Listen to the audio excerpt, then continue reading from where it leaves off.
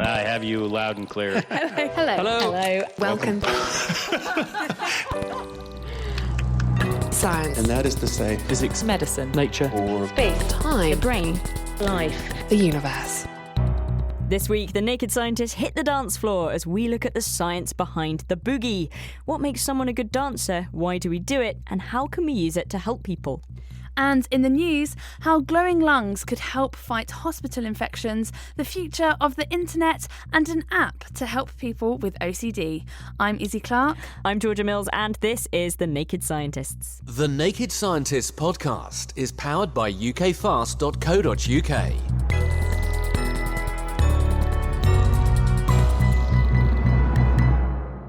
First in the news, around the world, about 20 million people need a ventilator to breathe.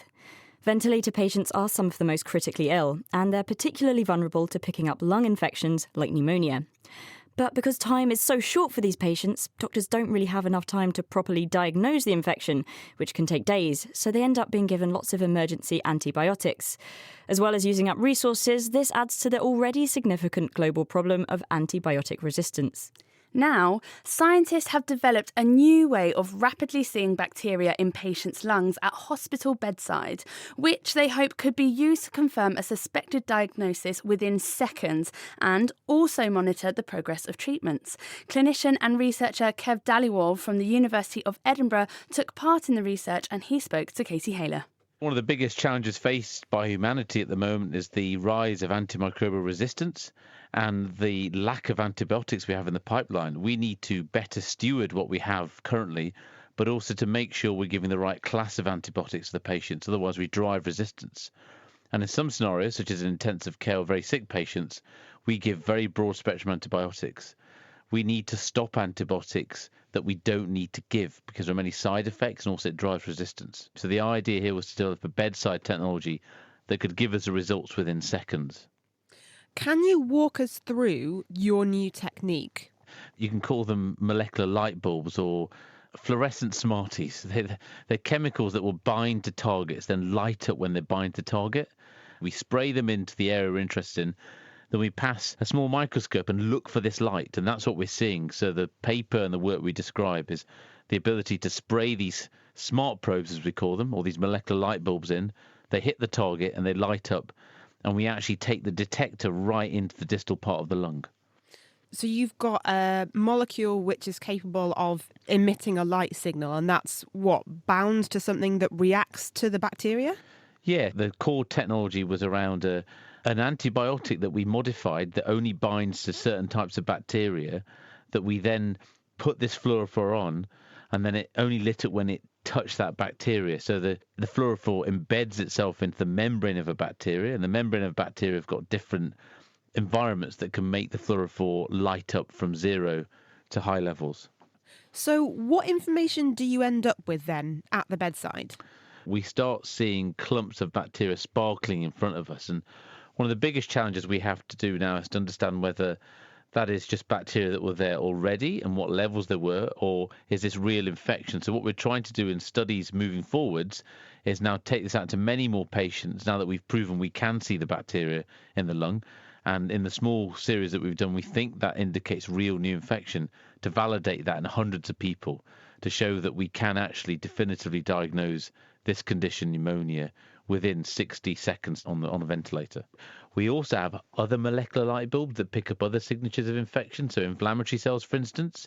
So we'd like to think of this as a bit like a rainbow. Green is the light we see from the bacteria, but we can also pick up red, magenta, and other signals when we put other smart probes in. So what we're about to do now is take this to the next level. We're going to actually spray in a combination of these probes that pick up both inflammation, which is the host's or the human's response to infection, and the bacteria, to give us this unique signature of these aren't just bacteria that are sitting there, these are bacteria that are actually causing nasty damage. We have developed now probes that tell us the class of bacteria. That can direct the type of antibiotic we give.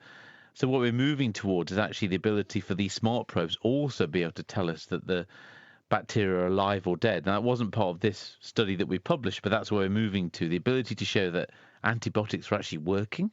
Because often we give antibiotics and we don't know the dose that we're giving is correct in these patients. and we're not entirely sure whether they penetrate the tissue to kill the bacteria. So monitoring treatment efficacy is a key goal. Can you give us an indication of how significant this new technique could be?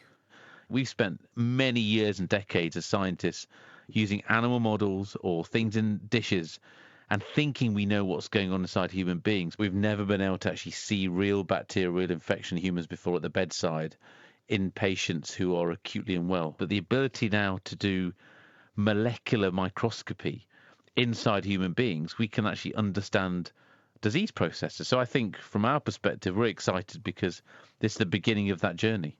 Some very exciting work. Kev Dhaliwal there speaking to Katie Haler, and the paper was just published in Science Translational Medicine.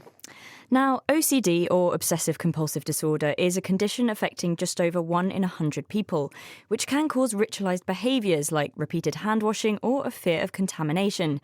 The behaviours can have a serious impact on people's work, their mental health and their relationships. Well, now a team from the University of Cambridge have designed an app for patients with OCD, and early studies have shown it can help improve symptoms. To tell us more, we're joined by Professor Barbara Sahakian. Hi, Barbara. Thanks for joining us. Hi, thank you. Can you tell us a bit more about OCD? Yeah, so although some people sort of trivialize it because, they think, oh, hand washing, that's not too bad. I mean, the point is that some of these people are so severe in terms of their symptoms of contamination fears that they actually pour bleach on their hands, or even sometimes they can't even leave the house because they're so concerned that touching anything in a public place might contaminate them in some way. So it's a very serious illness. So what kind of therapies do exist at the moment? Well, at the moment, the most common one is a form of cognitive behavioral therapy, and it's called exposure and response prevention. So it's a very special form. And what happens is maybe a psychologist or somebody helps them go through the treatment where when they have contamination fears, they have to, say, touch a toilet seat or maybe even put their hands down a toilet, and then they're prevented from washing their hands. So initially, they get very anxious, as you might expect, but slowly they habituate, and the exposure to this makes them essentially become unafraid, and they lose the contamination fear. But many patients don't want to go through this treatment because it makes them so worried and anxious. And is this what inspired you? Why did you set out to design this app? Yeah, so we set out to design the app because the two treatments that there are, the cognitive behavioral therapy or the drugs, which are the selective serotonin reuptake inhibitors, SSRIs like Prozac, only about 60% of patients respond to that. So there's about 40% that get no relief from the treatments. So what we've done is we've got these apps. One is an app where you see yourself washing your hands, and the other app is where you see yourself touching these sort of disgusting objects, which obviously are related to contamination fears. And what we found is if people do this 4 times a day for a week, they actually get much better in terms of their symptoms. Their symptoms are greatly reduced.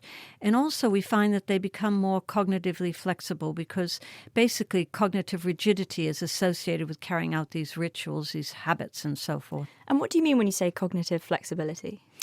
Well, sort of being very adaptive to things and sort of being able to switch to think of new things and not get stuck in these ritualistic behaviors. Right. And so you mentioned there's a video on the app of them washing their hands. So could you talk me through how someone using the app, when they'd use it and how they'd use it? Yeah, so they'd asked to use it 4 times a day, and they're sort of keyed when to use it. They have a window of opportunity to use it. And so they touch whether they're feeling well and how they're feeling, and they rate their anxiety levels at that point. And then they watch the app, and we also put circles on the app, which they have to recognize and count so that we're sure that they're actually looking at the app. And they've been very accurate about that, so we know that they watch the app when it comes on. And then afterwards, they rate again how anxious they are. And we've had really good reports back. Some of the people say, I didn't used to be able to go on the bus because I didn't want to touch anything and sit on seats that people had been sitting on. But now I find that I can just look at my app and see myself washing my hands, and I feel much better. And other people who had the other one that's more akin to a CBT type therapy say that I used to not be able to wash the counter or take my bins out, but now I find that I don't really have a problem with that. And so they both seem to reduce the symptoms by about 21%, which is great. Right, so whereas a cognitive behavioural therapy, you can't really carry that around with you in your pocket, but with an app, it's there for when you need it. Yes, and it's really personalised medicine because it's their own hands that they're watching wash or touch these objects. So our paper was recently published in the journal Scientific Reports, and it's available to download open access. And when might people be able to download the app? We have one more experiment that we'd like to conduct just to make sure that people with very severe symptoms also get benefits from it. And hopefully after that it will be released. Right, and you mentioned it has benefits compared to cognitive behavioural therapy, but what percentage of people responded to it compared to the people who would respond to CBT? Basically, everybody continued and used the app the whole time, which is very good because often there's a lot of dropout from the cognitive behavioural treatments, so people can't even engage with them. So actually, we got quite beneficial effects very consistently across the different participants. It's really exciting to hear. Thank you very much, Barbara Sahakian from Cambridge University. And as you mentioned, that study just came out in Scientific Reports. Thank you.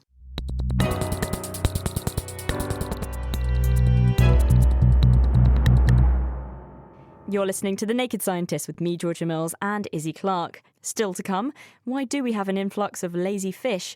And The Naked Scientist hit a dance class as we look at the biology of a boogie. But before that, chances are you've used the internet today. Whether you're at work, doing some online banking, checking social media, or perhaps downloading the latest Naked Scientist podcast, you're connected to the online world. And if you're like me, perhaps you take it for granted that you'll be able to get online tonight, tomorrow, and even next week. But over half of everyone on the globe doesn't have this luxury, and the growth of people coming online has slowed down, according to a new report, with affordability cited as a major blockade to progress. So to talk about it more, we're joined by tech guru and angel investor Peter Cowley. So Peter, how is internet access currently spread across the world, and why is internet access important? Yes, it's spread, of course, as you'd expect in the developed world more. To give you some idea of the numbers, something like 98% of people online in Iceland, about 85 to 90% in Australia, South Africa, US, and 75% in Japan, but only 1.2% in Eritrea. So the actual access in sub-Saharan Africa is in the low digits. And the UN expected that to get to 100% by 2020. The moment it's still under 50%. The reason these reports came out and they were talking about this is because it's actually slowing down. So it's only something like 6% a year. So the chance of it getting to 100% inside 30, 40 years is pretty impossible. Where internet access is actually classed as somebody having access once every 3 months. So compared with us, the people in the studio, for instance, or the people listening, that's a tiny fraction. And why is access important, though? Well, I think we all know that as listeners to this programme, that there's all kinds of things that you can't really do nowadays without some sort of internet access, whether that's education, not all education, of course, but payments, booking tickets, etc. There is a study that actually deduced that for every 10% increase in internet access, it's linked to a 1.35% increase in GDP. So if you're turning developing countries into developed, internet access obviously contributes a tremendous amount. Why isn't everyone online? There are social things, certainly sub-Saharan Africa, which has been concentrated on these reports because women are not allowed to spend money on that. There's obviously a completely different dynamic between men and women in those countries. So having an asset isn't allowed. A lot of technological. The biggest issue, of course, is affordability. So the cost of putting a mobile infrastructure in place in order to give access over the wireless, because you can't have copper, you can't add copper in the ground for these sort of countries, is that there isn't enough income coming in from those users to provide that. So what happens about that? Basically, it's got to be done with some sort of aid from other countries, which then leads to issues with other countries having control over these developing countries and all the political effects of that. Well, that's what I was going to ask. I mean, what can be done? Is something happening to change all of that? Yeah, this assistance with things like regulation, with providing funding for submarine cables to some of these countries, etc. But there are two interesting technical projects here. One is called the Google Project Loon, which is a very thin balloon sitting above an area at about this sort of 20-kilometre point where they move around slowly but not too fast, and they transmit from the ground up to the balloons and back down again. That's one project. And then, of course, Elon Musk is doing this with SpaceX, is doing something, and he's intending to put up up many thousands of moving satellites which would float around the world at about 700 miles, 1,100 kilometres above Earth, all interconnected. So these two projects, of course, are being funded at the moment by the big tech giants, but in time will be taken over. And that will make a massive difference because, half the population, 3.8 billion people, are not yet connected. So how important is universal internet access then? Does everyone need to be online, essentially? Well, no. In fact, one of my children lives in Geneva and he's got a group of friends who refuse point blank to be online. So they have smartphones without any data access. They use just voice and text messages. If you think what's happening in terms of many things you actually need, if you want to book an airline ticket with one of the cheaper carriers, you've got to have internet access. It helps with payments, particularly in developing countries, which then helps with trade. It helps with people moving, say, vegetables and fruit around the place. There's a huge number of reasons why internet access is actually beneficial. It has downsides, of course, as well, as we know with fake news. Yeah. And so I guess very quickly, is internet access even affecting our behaviour? I know there have been things about negatively, but also positively. I imagine, like you said, if you can improve something like agriculture, then internet access would be incredibly important towards behaviour. Yeah, payments, transactions, media consumption, if that matters. Social interaction, for people in some places it makes a massive difference. News, education. The downsides are addiction, which does occur, fake news, attention span being shortened, physical human interaction became less important. Is that good for the globe? I'm not sure it is. And of course, lack of trust. That's the big one. People are not necessarily trusting things that they meet on the internet. It will be interesting to see how that progresses. Thank you so much. That was Peter Cowley, who is an angel investor. Thank you. Speaking of small attention spans, time to move to the next story. Anyone with hearing aids will be able to tell you that having a conversation in a busy restaurant is just about impossible. As hearing loss affects almost everyone at some point in their life, one Cambridge-based company has set out to solve what's termed the cocktail party problem. To find out more, I went to visit the chief executive of Audio Intelligence, that's Ken Roberts, to test out his technology in a slightly noisy pub.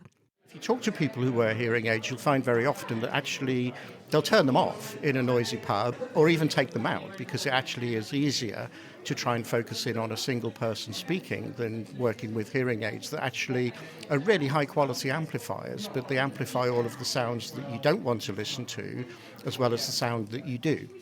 But we have come here armed with some very snazzy looking bleeping and flashing technology. What is your secret weapon? Basically what we have on the table here is a mini PC. On top of the mini PC is a small circuit board with 8 microphones. It's roughly around the same size and shape as a mobile phone, which is intentional. Our software running on the mini PC actually uses the information from those 8 microphones to figure out where the individual sources are in the acoustic scene around us. And by doing that, we can separate out the one that we're interested in and get rid of all the background noise that we're really not interested in. And that's really the difference between what we do and what a hearing aid does. A hearing aid actually amplifies all of that acoustic scene, but by doing that, it actually amplifies the background noise, whereas we separate the source that you're interested in from the background noise. And how this works at the moment is with a little visualization of the sound in the room on an iPhone. It looks like a donut with flashing lights where people are speaking. And if you want to focus on a particular person, you select the corresponding flashing light. And here's a comparison of Ken speaking first without and then with the technology being turned on. So we've only had all of that kind of subtracted from the acoustic scene. I'm going to have to turn it back on because I can't hear properly. Let's get it back on you. Yeah, I think that's a good example of the difference that the technology delivers. Does it have any other applications? Yes, absolutely. So one of the biggest growth areas in the world today is home assistance and speech recognition.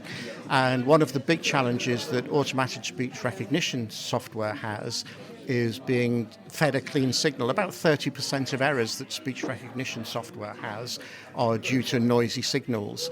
So by inserting our technology ahead of your speech processor, we can feed a clean denoised signal. So again, just like the environment here, we could get rid of all the background noise and greatly improve the recognition rates for speech recognition technologies.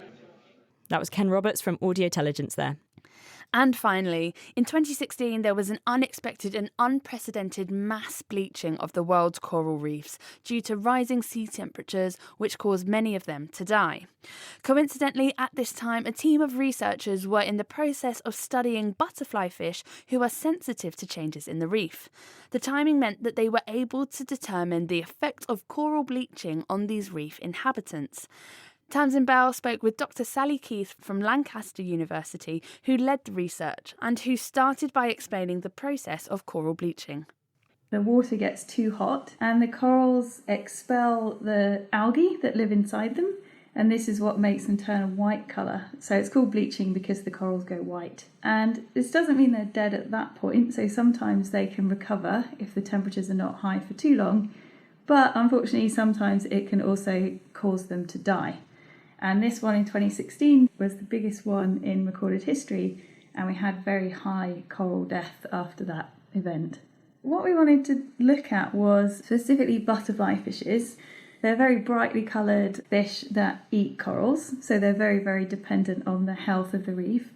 And we wanted to understand how their behaviour was changing in response to environmental change. How have you been studying these fish? I've spent a lot of time underwater the last few years watching fish, about 600 hours across 17 different reefs in the central Indo-Pacific region. We're generally on snorkel with a clipboard and a bit of waterproof paper and a pencil, and we watch a fish for 5 minutes and we record any other fish that are also butterfly fish that come within 1 metre of it, and at that point we say that there's been an encounter. And we got a total of 5,259 encounters recorded between individuals, and that was across 38 different species of fish. Now that encounter can go one of two ways. Either they don't care that the other one's there, so it's passive, there's no response, or they can get very, very angry and chase the other individual away.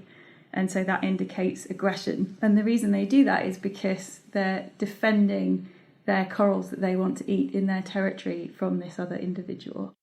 I see. So from all this work you've done, what have you found?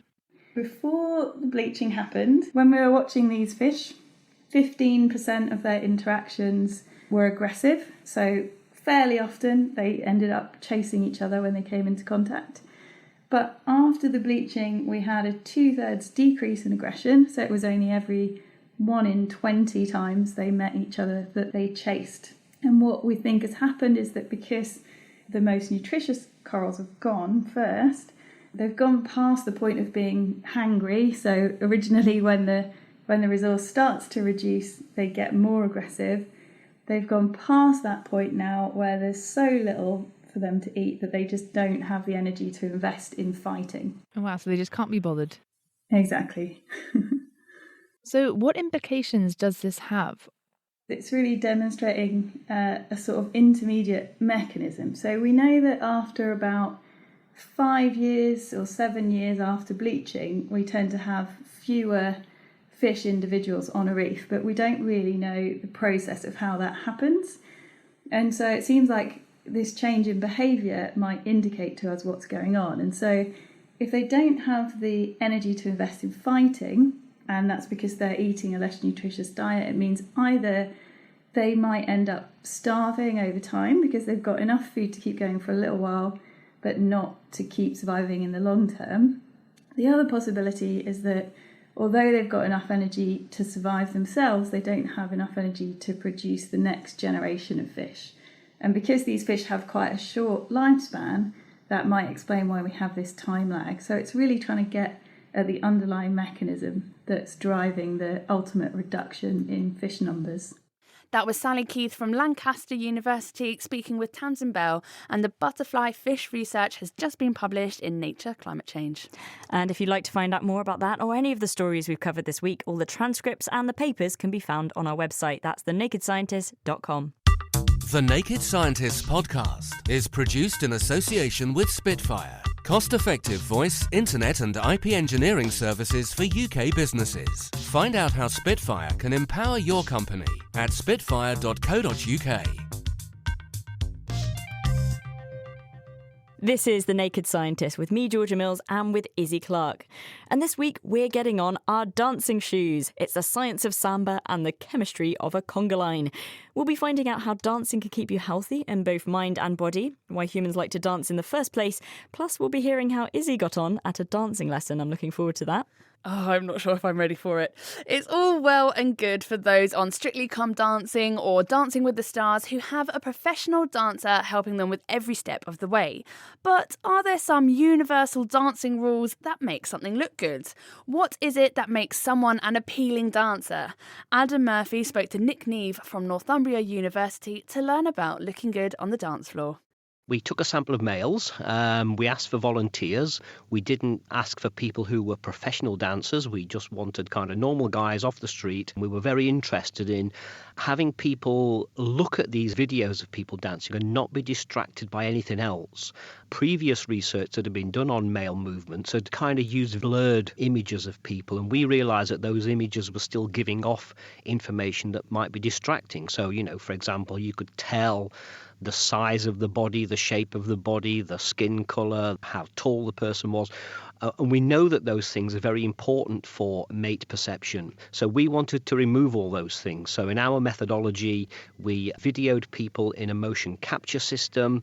They were kind of wearing shorts and a T-shirt, and you stick these little reflective markers on them, which actually don't hinder their movement at all. The cameras don't actually see the person. All they see is these little markers that turns these people into kind of moving blobs of light. With some fancy software, we then recreate the people as computer-generated avatars. And very importantly, those avatars are all exactly the same. So what do these avatars look like? Could you describe them for me? Yeah, well, they're standard little computer-generated figures, kind of shiny robots, if you like. They're humanoid, like an Action Man type figure. But it's very interesting that they are incredibly realistic in terms of the movement. So when a person moves in real life, that movement is translated across into the avatars.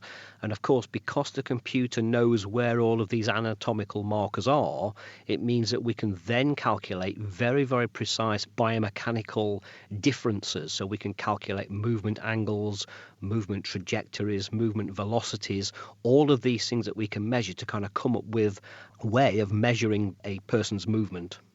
And what kind of things did you find at the other end? What we essentially found was that the quality of a male's dance was very strongly associated with the movements of his upper body.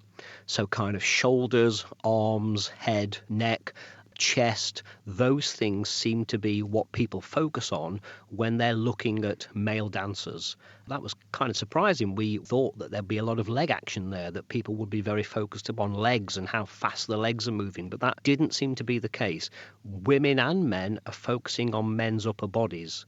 We then did some further research where we got our volunteers and we measured how strong they were. We used things like grip strength, dynamometer test.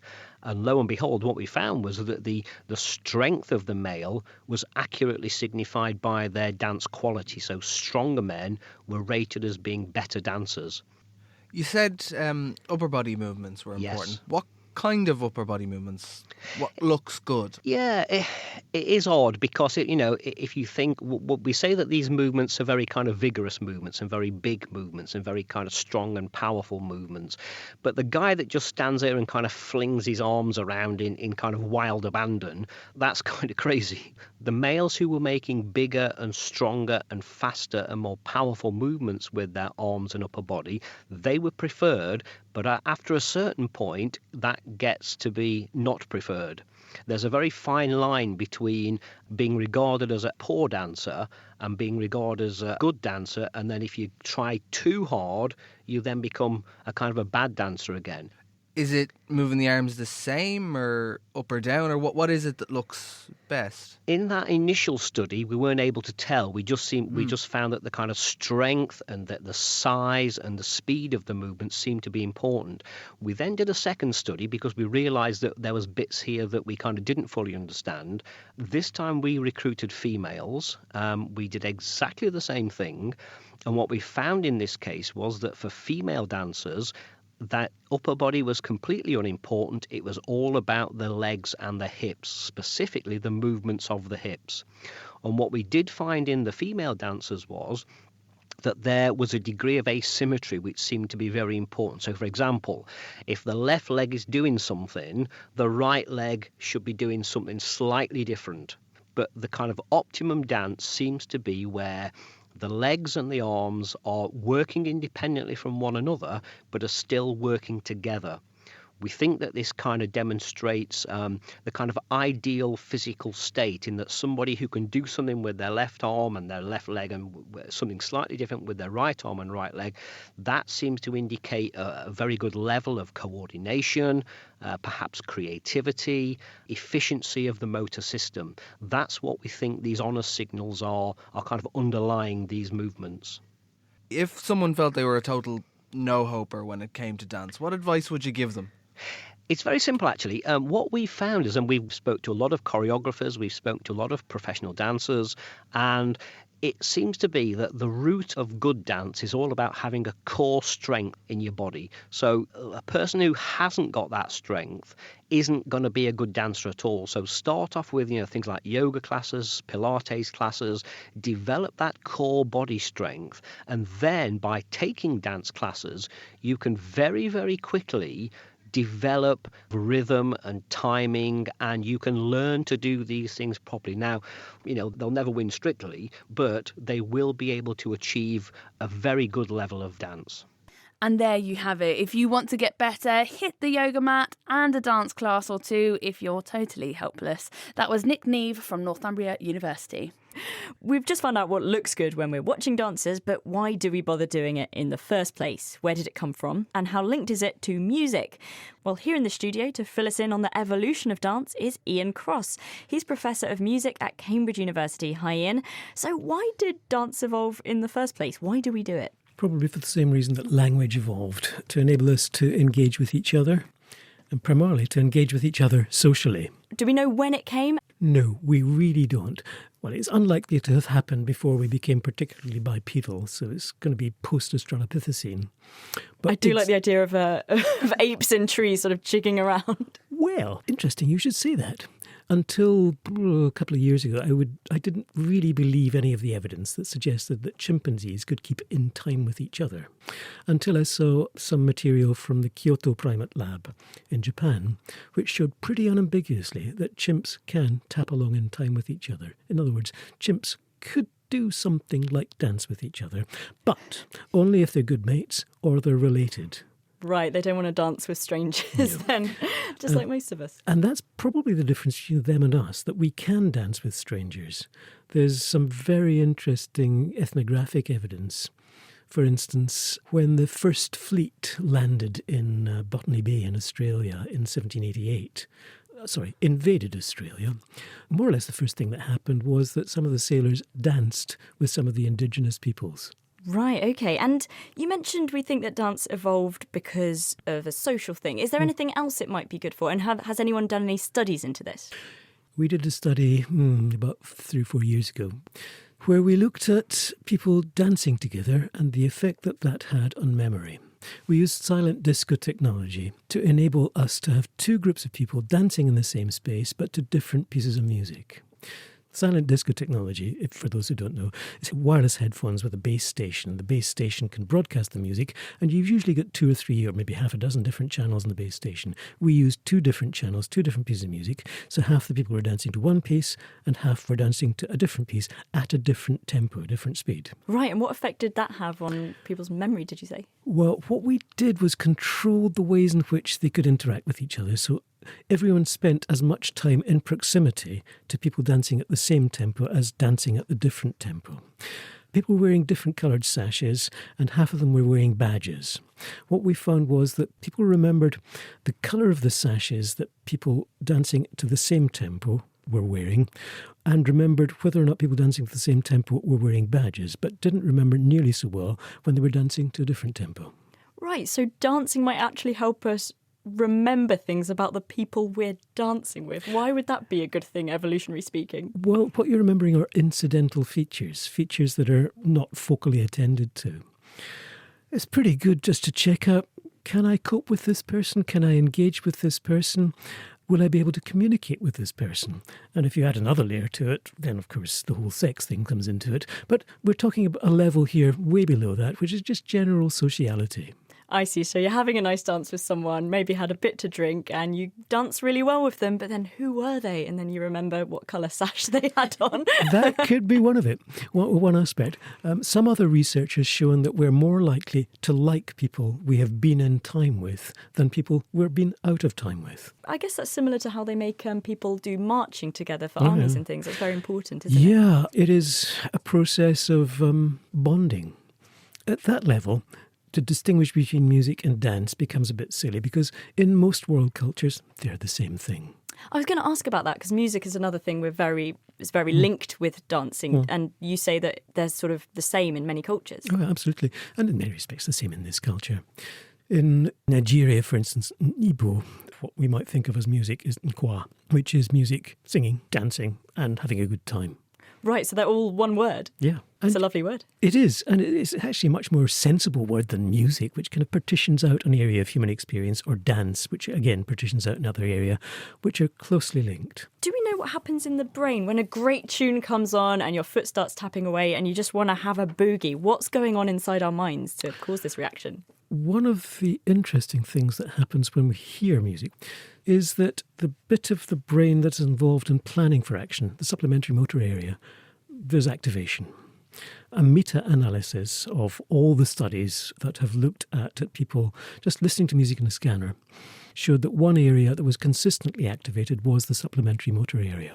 So you could say that a response to listening to music is to prepare to move. Thank you, Ian. So I guess instead of blaming it on the boogie, you should blame it on evolution for our love of dancing.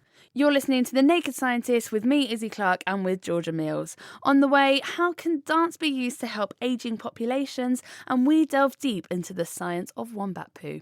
But first up, what actually goes on in the body when we're dancing? How easy is it?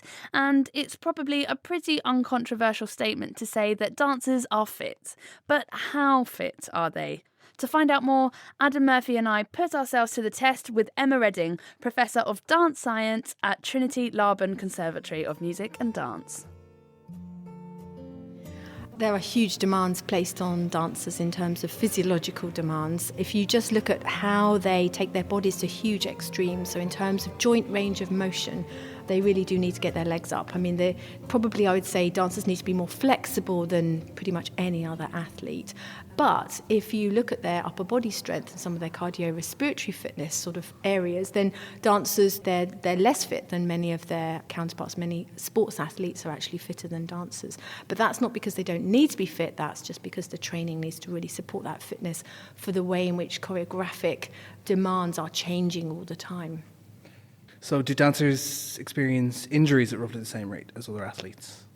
Dancers get injured a lot. So research has shown that 80% of dancers get injured in any 12-month period of time. That's an injury that takes them out of participation. 80% of dancers, that's a lot of dancers. And if you apply the same definition of injury and the same type of research to sports athletes, you'll find that dancers actually get injured more than many other sports athletes, including rugby players, and they're killing each other, but actually they get injured less, perhaps more catastrophic, but they get injured less than dancers. So it's interesting, and I think that, that one of the biggest causes of injury is fatigue and overwork. So that means we can do something about all those injuries in dance, look at the training programs, apply some science, and actually try and prevent those injuries.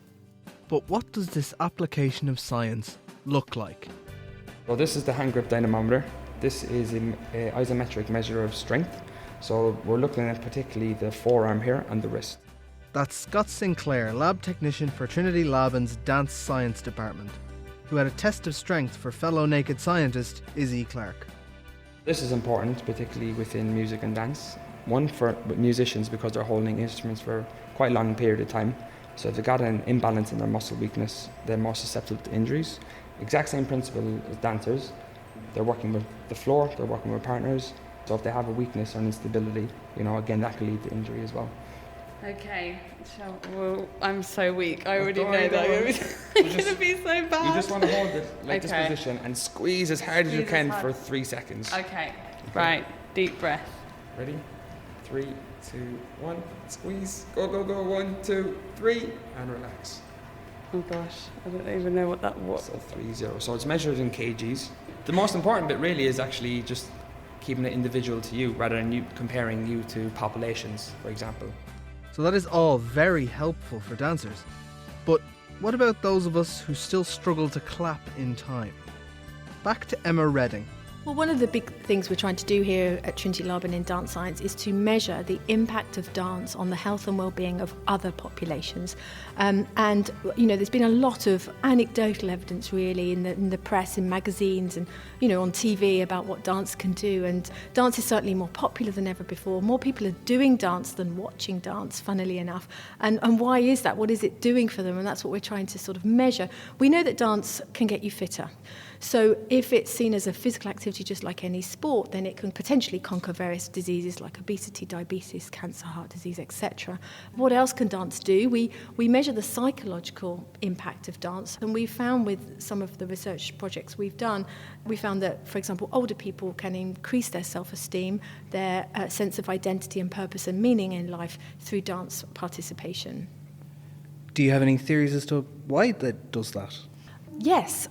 Dance is not just a physical activity, it's a social activity whereby people are touching each other, they are interacting with each other, trying physically and cognitively to solve those problems together. So I think it's the social, the cognitive and the physical aspects of dance that makes dance a very unique activity and can produce the benefits that go way beyond sport. We decided to put this to the test and went for a dance class with Emma, who was more than happy to put us through our paces with a simple contemporary routine.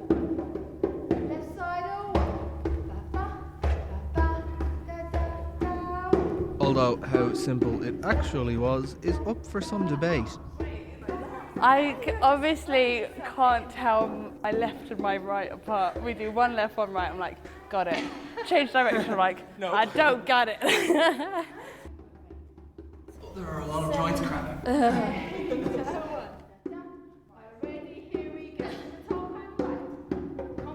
And at the end of the somewhat successful class, had Emma proved us right? Were there real psychological benefits? Well, I can see you're smiling, so I think it's fair to say that yes, there are lots of psychological benefits. I can see them now, and I mean what's happening essentially is those exercise endorphins that are released when you do any physical activity, they are being released right now. So you're feeling good about yourself, you're feeling happy. Everyone seems to walk out of a dance class with a smile on their face. Are there any particular groups of people who benefit most from getting involved in dance? No, I would say all types of people, no matter who you are, what you come with, you can benefit from dance. Every individual that has participated in dance, at least at Trinity Laban, has benefited in some way. And we do work with older people, we do work with people who have acquired brain injury, younger people with learning differences, people with physical difficulties. We have people in wheelchairs coming in with their carers, and it's really important for us as well to work not only with the people who have those differences, but their carers, their physiotherapists, occupational therapists, so that they can go out of the building and actually continue to be creative physically with the people looking after them as well. So, Izzy Clark, I believe it is a master's in physics you hold, and you don't know the difference between left and right. That's a shocker. I was absolutely hopeless. Going into it, I sort of backed myself. I thought I'd be okay. My parents are musicians. I've got rhythm, but no, it just didn't help at all. I got quite in a tiz. I guess you can't be good at everything. But anyway, as we just heard, dance can be a great help to many people, including the elderly. But what do programmes like this look like, and what kind of help do they offer? At Addenbrooke's Hospital in Cambridge, the Dance for Health programme does just that. Deborah Quartermain is the Falls Prevention Coordinator and the coordinator for the Dance for Health programme in Addenbrooke's Hospital, and she joins us now in the studio. Welcome, Deborah. How did the idea for the Dance for Health programme come about? So I am a dancer by background as well as a nurse, and in 2013 I had a conversation with our arts department to see whether we could bring dance into the hospital for patients. There's a lot in the community but not within a hospital setting. So our charitable trust funded us a pilot programme which was incredibly successful, and it's carried on from there. And back in 2017, we were lucky enough to get 2 years funding from the Dunhill Medical Trust. And part of that was to do research on the programme as well. So we're nearing the end of that, but it's gone down very well and has had some very positive results. Can you talk me through what a typical session might look like then? So there is never really a typical session. So to bear with, we are actually dealing with very sick patients here. So it's very patient-led. We have a skeletal structure, which is a warm-up, and then improvisation, and then a relaxation session at the end of it. But it very much depends on the patients that come in, what their abilities are and what they would like to do. I see. Are there any sort of moves that you could teach us now in the studio? So we do start off with trying to ground people by making sure they've got their feet both on the floor if they can. And just put your hands on your thighs and just literally very slowly moving your hands up and down your thighs. Okay. I feel like Vic Reeves here. And that sounds very strange, but we're looking at people's proprioception. So do they know where their hands are? Do they know where their legs are? Right, So and is that a good indicator of their well-being? Well, it's an indicator that they know where the position of their body is. So if I was to blindfold you, you would know where your hands are. You would know whether they were above your head or hanging down by the side. Some people, if they have a neurological disorder, don't know that. So we're trying to judge what we need to work with those patients. I see. And is it also an advantage? Some people will be less mobile, so you don't need to do a conga line. You can do it from a seating position. Yes, a lot of ours is seated. We can stand up. Sometimes we are working with getting patients to stand, and that will often take 2 of us to do that and then get them to dance while they're standing up. There is never one session the same. It's incredibly interesting to walk in. And the one thing that we do always say is we don't want to know what the diagnosis of the patient is. We are purely working from looking at their body and listening to them. And why dance instead of just the regular physio? Physio is very prescriptive. So, you need to bend this arm 10 times. And it's quite boring. How many of us really like to go to the gym? No, not me. I'll say straight away. So, and obviously we're at the moment dealing with the elderly. So it's an age group that are very used to dancing. They often met their partners at dance halls, spent Saturday nights at dance halls. They don't see it as a form of exercise. They see it as a form of enjoyment. And you mentioned you're researching the effectiveness. So what have you found so far? How effective has it been? Part of the research that's been going on is looking at well-being, and preliminary results from that is showing that over 70% of the patients who attend the sessions have an improvement of their well-being from the beginning to the end of the sessions. Right, so that's quite positive. And then individually, have people been reporting they've found benefits? So we had a very interesting case not long ago where we had a gentleman who'd been in hospital for quite a number of months and who'd basically given up. He wouldn't engage in physiotherapy, he wasn't getting out of bed, he wasn't eating very well, and he was heading towards a nursing home, which would have split him up from his wife. We managed to get him into the session. He started to engage. After a couple of weeks, he was bringing in his playlist of music that he wanted. He was then starting to ask when his physiotherapy sessions were. And we kept working with him together with the physiotherapists, doing their bits as well. And we got him home. Wow, that's fantastic, the power of dance. So are people in general, when they hear they're going to be dancing around, are they excited or are they a bit sceptical at first? We've had to sort of use the word movement rather than dance with a lot of people because they have a vision of strictly getting up and having to learn steps. And that's, wearing a sequined suit. Yeah, and that's definitely not what it's about. It's things like we had a gentleman and his wife was in visiting and they used to ballroom dance, but they hadn't actually been able to dance for over 6 months because he could no longer stand. We managed to get him up and put a piece of lovely waltz music on and allow him to dance with his wife. 2 of us supported him while he held his wife and danced with her. And I think that was worth £1 million to see that. Oh, that's beautiful. And are there any other programmes like this? No, this is unique. There are dance programmes where performers go into hospitals and do performances, but our programme is not around that. So it's a very unique programme. There's no other hospital in the UK doing it. We don't think there's any other hospital in the world doing it. Right, and so what is next then? I spread the good word, I guess. Well, we're now looking for more funding. We'd like to extend the programme. We'd like to continue with what we're doing, but extended. We'd like to work with different groups of patients, so orthopaedics, transplant, all those sorts of things. Wish you luck with it. Thank you very much, Deborah. That's Deborah Quartermain. She's the coordinator for the Dance for Health programme at Addenbrooke's Hospital in Cambridge. And thanks to all of our dancers from this week. That's Ian Cross, Nick Neve and Emma Redding. And now we've learned why we dance, how good it is, and what makes a good-looking dancer. The only thing left to do is take all of these skills, take them down to your nearest dance floor, and wow the world with your scientific shimmying. And we won't take any responsibility for any sprained limbs or falling over that may occur as a result of this. Or slightly crashing into someone because you can't tell left and right apart. I'm sure our listeners can, Izzy. I think that's just you. And now it's time to finish the programme with Question of the Week. This week, Tamsin Bell's been getting stuck into this one from Andrew. How do wombats produce cube-shaped droppings? Poo comes in many shapes and sizes. We are used to seeing it on the street or accidentally stepping in different forms, including tubes from dogs, pellets from rabbits, or big splats from cows. But I've never come across a cubic poo. We asked Dr. Louise Gentle from Nottingham Trent University to help us out with this stinker. The wombat is unique in the animal kingdom because it produces cube-shaped poo and lots of it, around 80 to 100 cubes per night. Now, the wombat is a nocturnal animal with poor eyesight but an excellent sense of smell. It is highly territorial, so uses its cube-shaped poo to mark its territory and prevent conflict. Wombats deposit poo outside their burrows and on top of rocks and logs, where they're more easily found by other wombats. So, wombats use poo as the main way of telling who lives where, if there are any unknown wombats in the area, and also as a way of increasing its reproductive success. So now we have an idea of why wombats produce a lot of cubic poo. But how is it actually produced? Well, wombat poo is cubic, not because the wombat has a square-shaped anus, but because it has a very long and slow digestive process, typically 2 to 3 weeks, which makes the digestive matter extremely compacted and dry. Whoa, 2 to 3 weeks? They must feel bloated all the time.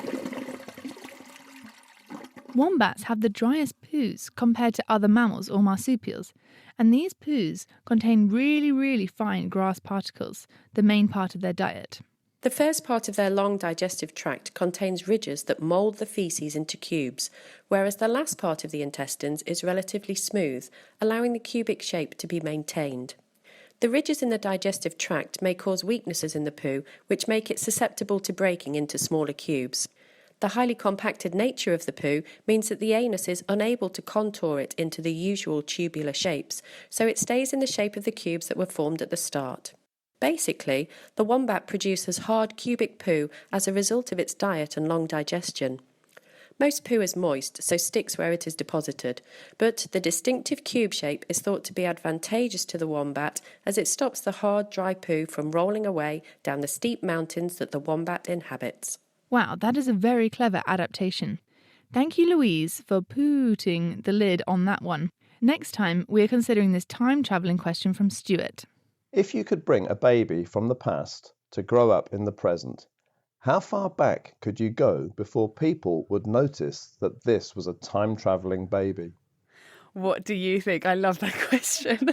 You can email Chris at thenakedscientist.com, find us on Facebook, tweet at Naked Scientist, and better late than never, we are also on Instagram at Naked Scientists, or you can join in the debate on the forum, thenakedscientist.com/forum. And that is it for this week. Thank you very much to Adam Murphy, who put the programme together. Do join us next week when we'll be putting your questions to our panel of scientists with another Q&A show. If you've got a question, you can put it to Chris at thenakedscientist.com and we'll try and answer it in the show. The Naked Scientist comes to you from Cambridge University and it's supported by the EPSRC and Rolls-Royce. I'm Georgia Mills. Thank you very much for listening, and until next time, goodbye.